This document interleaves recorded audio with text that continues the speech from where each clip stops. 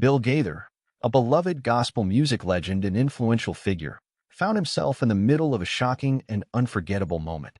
Today, the courtroom, usually filled with the hum of legal jargon and calm deliberation, suddenly grew tense as the judge prepared to deliver the sentence.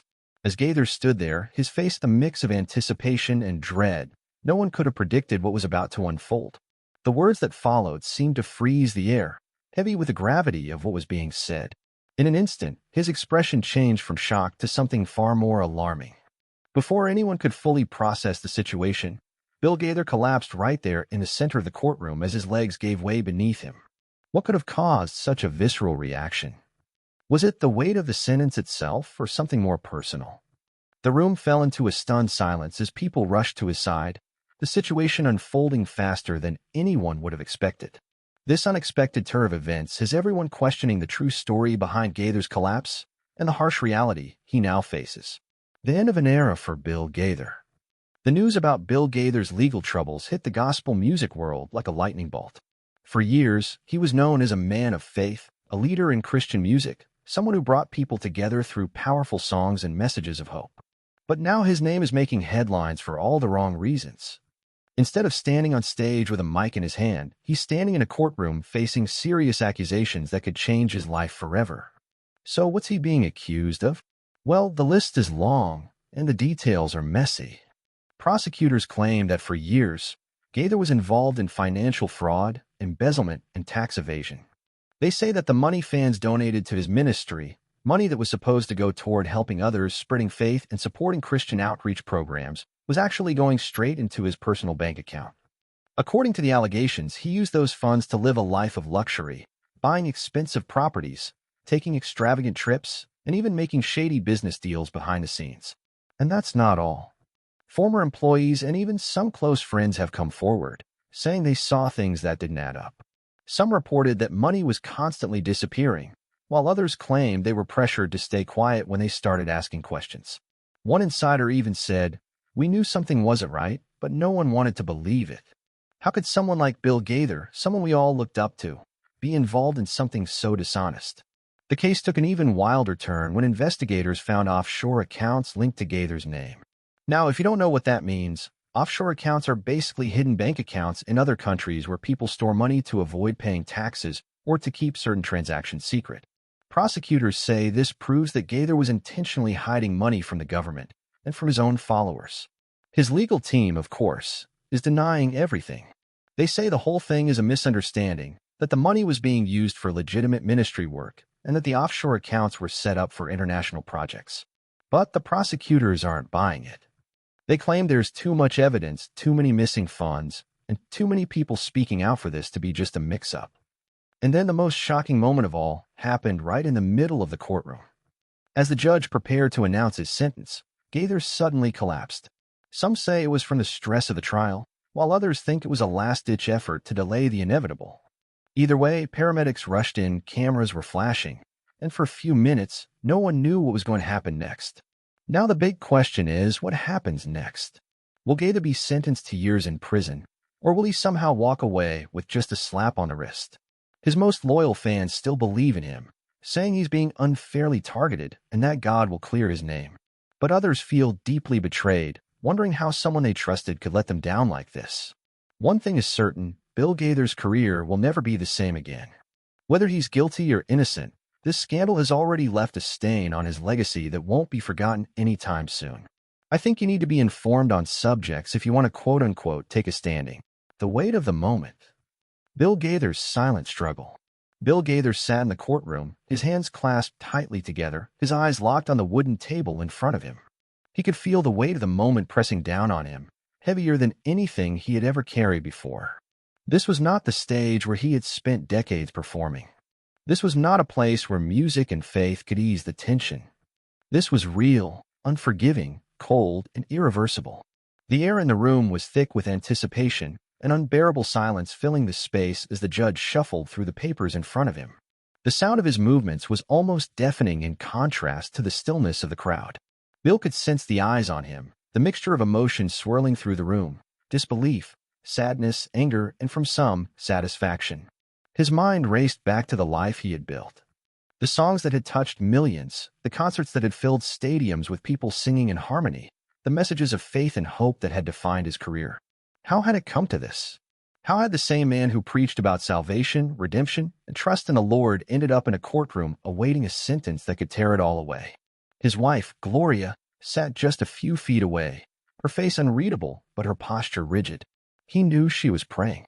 She had always been his rock, the steady presence beside him.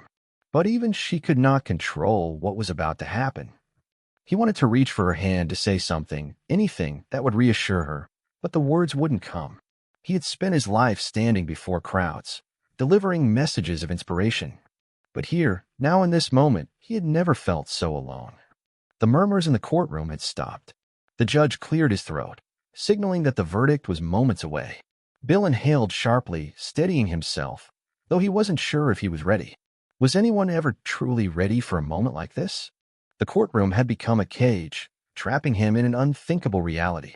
The bright lights and roaring applause of his past performances seemed like a distant memory now, replaced by the cold, clinical atmosphere of a trial that had turned his life upside down. His thoughts briefly drifted to his fans, those who had stood by him for decades. Were they still out there? Were they watching this unfold? Were they waiting to defend him, or had they already turned away? The idea of letting them down hurt more than anything else. The media had had a field day with this case.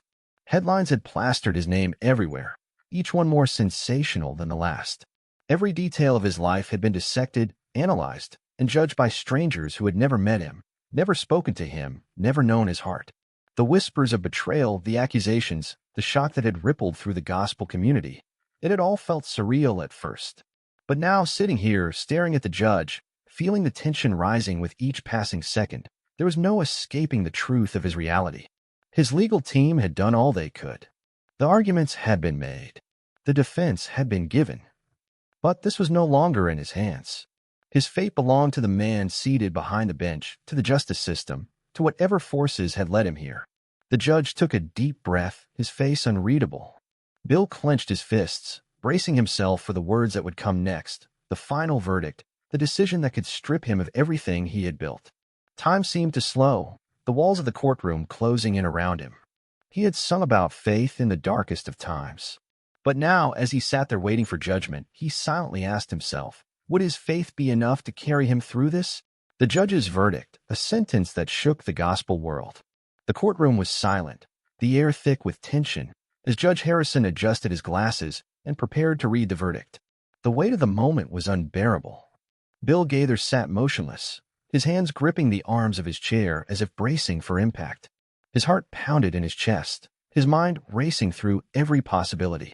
Would he walk out of this courtroom a free man, or was this the day his legacy would be permanently stained? The judge cleared his throat, his expression unreadable. The entire gospel world seemed to be holding its breath, waiting for the next words that would define Bill Gaither's future. Gloria sat nearby, her fingers intertwined, lips moving in a silent prayer. The room felt impossibly small, the walls closing in as every eye remained locked on the man behind the bench. This court has reviewed all evidence, testimonies, and arguments presented. Judge Harrison began, his voice steady but firm. We acknowledge the contributions of Mr. Gaither to the music industry, his influence on millions, and the impact of his work.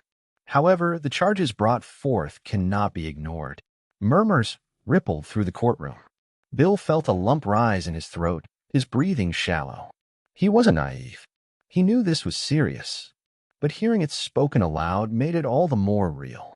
The judge continued, his tone unwavering. It is the decision of this court that Mr. Gaither is found. He paused, letting the moment stretch unbearably long, as if time itself had frozen. The entire room was hanging on his next word. Guilty. A gasp echoed from the crowd, followed by an eruption of whispers. Some clutched their chests in disbelief. Others shook their heads, unwilling to accept what they had just heard. Bill swallowed hard, his body stiff, his eyes focused on the judge, though his vision blurred slightly. As a result, Judge Harrison continued speaking over the commotion. This court sentences William James Gaither to 5 years in federal custody, along with financial penalties as deemed appropriate. The gavel struck, sealing his fate. The sound was deafening, final, irreversible. Bill's stomach dropped. He exhaled sharply, his hands gripping his knees to keep from shaking. His ears rang, drowning out the shocked reactions around him. 5 years. The words replayed over and over in his mind. 5 years away from his family. 5 years away from his music. 5 years where he would be nothing more than another name in a system that had no concern for who he had been before. Gloria let out a soft sob, barely audible beneath the murmuring crowd. The reality of it hit her too. Bill turned his head slightly, catching the broken expression on her face. It was harder to bear than the sentence itself. The prosecution remained expressionless, while the defense team exchanged glances, their faces etched with a mix of disappointment and determination. There was talk of appeals, of pushing for a lesser sentence. But at this moment, those were just words. The verdict had been spoken. Somewhere in a courtroom, a journalist was already typing the headline that would flood social media within seconds. Gospel legend Bill Gaither sentenced, a fall from grace. He could see it now, splashed across news sites, debated endlessly on talk shows, twisted and reshaped until the truth barely mattered anymore.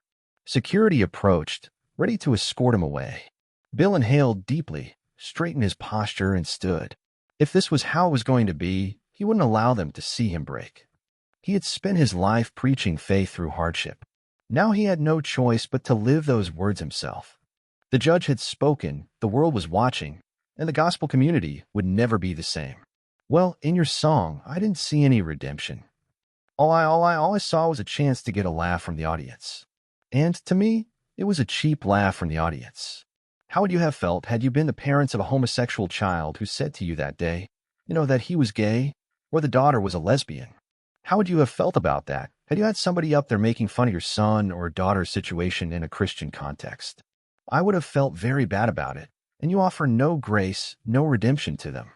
If you're serious about that subject, why don't you go to school and do some studying of theology? See how the scripture deals with it, some philosophy, some psychology, and address the subject seriously as you feel God is telling you to address it. But don't do it in a context that would be hurtful. But that's men down on Christian stages. Family and fan reactions, shock, loyalty, and betrayal. The moment the judge's gavel struck, sending its final, echoing crack through the courtroom, the reality of the situation finally sank in for everyone present. Bill Gaither, an icon of gospel music, a man who had built an empire on faith, family, and the power of music, was now a convicted man. The words of the verdict still hung in the air like a fog that refused to lift, heavy and suffocating. But while the courtroom held a stunned silence, the world outside was anything but quiet. The first reaction came from the people closest to him. His family.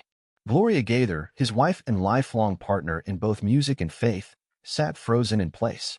Her hands clenched so tightly in her lap that her knuckles turned white.